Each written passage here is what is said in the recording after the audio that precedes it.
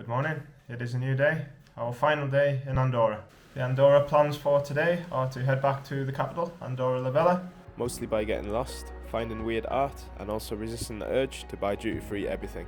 This is our third video from Andorra, so be sure to check out the other two, where we swap city streets for stunning mountains, scenic hikes, and just a little bit of why did I agree to this moments in the great outdoors.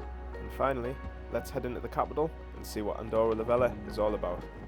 So we have parked up in the middle of Andorra la Vella, in the middle of town, and I just wanted to show you something cool. In Andorra, they don't actually have an official post office, so they rely on the French postal network or the Spanish postal network. You don't see that in the UK. Your first time walking in the capital of Andorra, first impressions? Nice. So we are in the centre of Andorra right now, on one of Andorra's main shopping streets. And it's very different to what we have seen so far. We've actually seen people. There's so many people here, and one of the main reasons a lot of people flock here from France and from Spain is because Andorra is known as a tax haven. The streets are lined with stores tempting you with duty-free signs, and honestly it's hard to resist. Perfumes, electronics, booze are all cheaper than your last bad decision. Don't do it, Ella. Need a designer bag or a lifetime supply of Toblerone? Andorra's got you covered. Just make sure you've got enough room in your suitcase or an Escape Plan at customs.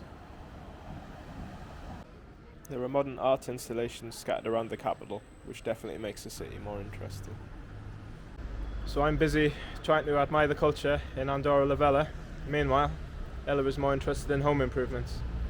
Which sofa should we get? So as we walk down this street, straight ahead of us, there is this fancy glass building which looks like a church, but in fact it is not a church. So you can see the top of it there across the road. Welcome to the Col Dia Spa, a high-class spot where you can soak, steam and feel fancy. Your basic tickets begin at €30.50. That was the thermal spa. Now right next to the thermal spa there's some beautiful gardens. Have a look at this. There's a basketball court there, so you can see a few of the locals shooting hoops. There's a play area to keep your kids entertained, and then right next to it you've even got a little skate park. So we have noticed that the city of Andorra la Vella is very clean. The dog poo bag stations help keep the streets clean, and there's a recycling scheme where the raised funds help with social initiatives in Andorra. That's a quirky way to send a message. Looks like there's some developments going on, so if you look straight ahead you can see they're building another skyscraper here.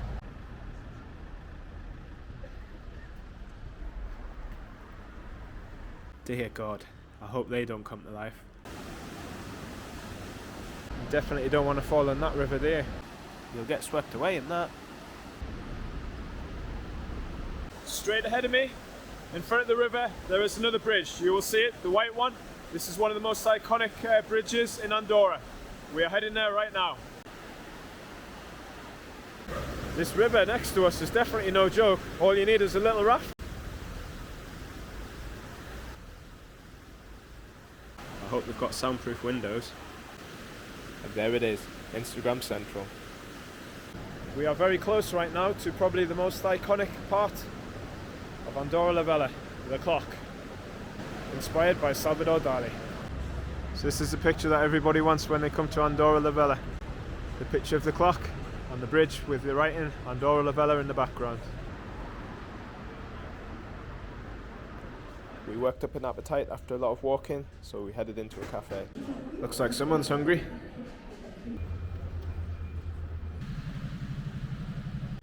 See what I mean about the weird art installations? They do add character, or at least make you question reality for a moment. So beautiful and peaceful around here. Welcome to Casa de la Vall, one of the most famous iconic buildings of Andorra. So Ella, you are sat in front of Casa de la Vall, Andorra's most iconic building. What can you tell the viewers about this building? So this building behind me was built in the 16th century. At the beginning it was designed to be a place of the Besket family, but during the ages, during the time, the building changed the ownership and changed its function. It became strictly political building. It was a place of the parliament. Currently, it's a museum. It represents Andorra heritage, attracts the tourists. What you also can see is typical Andorran architecture. So not very tall, very thick wall, lots of stone. Yes, so this is typical features of Andorra's building all around here, and big plaza in front of it.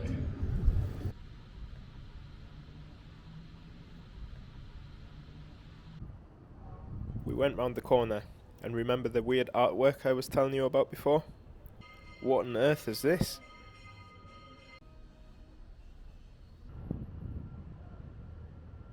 How's the fear of heights?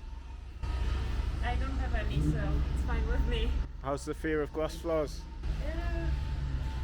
Are you suggesting that I need a diet? No. Because we are in danger. What do you think of the view right in front of you? The view is quite spectacular because do they see what we see? No, they don't see what They will, see. Okay, they will, okay.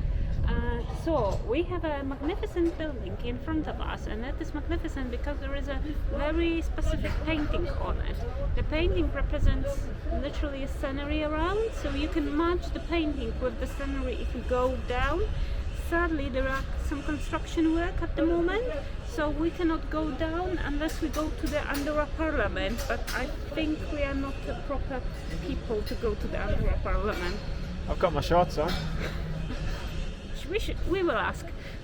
Just minding our own business, walking about, and we have what I imagine is the Andorran anthem playing in the background, and there's also a bit of a police procession. Andorra has no army, just around 300 police officers keeping things in check. If things ever get out of hand, which they very rarely do, France or Spain are basically on speed dial. What have you discovered here? So here we have an old prison. So long time ago, in the 17th century, this prison, this dungeon was built. So it's like a small cell. It's like around 2 square meters. Probably you cannot see much, but trust us, you can see some chains to restrict the prisoners. These dungeons were destroyed during the wartime. I think it was First World War, and the level of the pavement was raised, and they were covered for a couple of years, but then of course they dig it out and they make it visible for the public. Yeah. So I mentioned before about the post boxes and the post office in Andorra, how they don't actually have an official post office service. We have just bumped into a couple of post boxes just to show you. The temptation was just too much. Can you believe I've been in Andorra for 2.5 days and I still haven't sampled any local cuisine yet, for a variety of reasons. The first night we arrived late, so we went to a supermarket in France and brought our food with us. The second night we were aiming to go to Andorran restaurants, but I got distracted by a Mexican restaurant.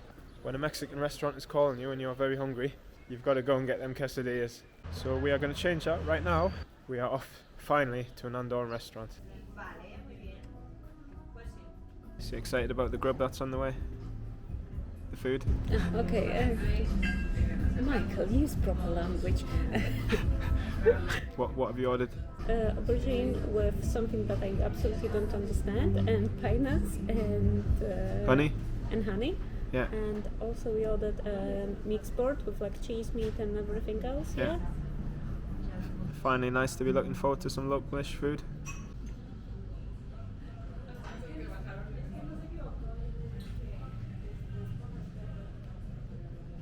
What do you think? I'm hungry. Very hungry. Okay, it looks nice. So what have you got here? Aubergine. Aubergine, honey, Mhm. pine nuts, And parmesan. and parmesan. Nice. The meat board's going down well. Really nice. Yeah. This parmesan is delicious. Look at that.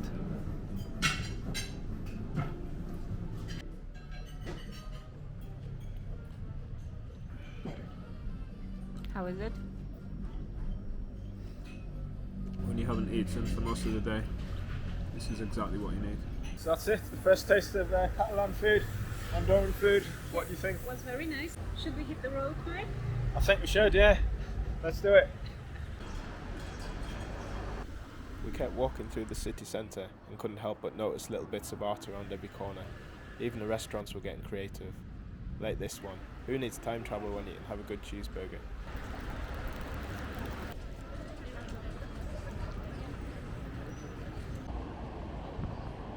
So looks like you found some treats there. Yeah, What do we have? looks like a nipple. It does look like a nipple, yeah? I don't know, it was in different language, Catalanian, so not a clue. Yeah, give it a go.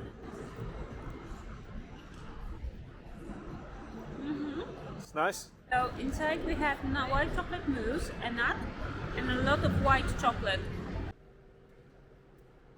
Have you ever wanted to come to Andorra? Maybe you liked it and you want to live here? Let's have a look at the real estate, see how much it costs. You can get a garage for nearly 90,000 euros. You can get a modest humble abode for 329,000, or if you want to splurge, it's going to cost you over €1 million. On the way back to the car now, and I found this cool little alleyway of a street with a bit of street art. So there's the first one, World's Strongest Man with lollipops. And then the next one is of dandelions, where you stand next to them and you're supposed to blow on them. So I've got a group of enthusiastic people here, check it out. And then this one here with the eagle wings. Let's give the eagle wings a go. Imagine how long the queues would be in a country like Italy. So that was pretty interesting. That's the art work on the walls, and this is what you're supposed to do. Pretty cool if you want to laugh. Overall, that was a great day exploring the capital. And yes, I did make one purchase while I was here. My measure of how expensive a place is how much a fridge magnet costs. So we went to the souvenir shop yesterday afternoon, and this is what we found. On the left we have a magnet of a ski boot. Obviously skiing's very popular in the winter time here. And then on the right we have A for Andorra with the Andorran flag. Pretty pricey in terms of European fridge magnets. And that wraps up our Andorra series. 3 days in this tiny microstate tucked between France and Spain. Would I recommend it? Absolutely. Andorra la Vella is worth a half-day wander with its quirky street art and duty-free temptations. But for many, arriving by public transport, this might be all that they see.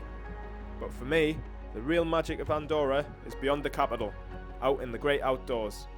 The landscapes felt straight out of a fairy tale, and I still can't believe that at the end of May, our lake hike turned into a full-on winter wonderland.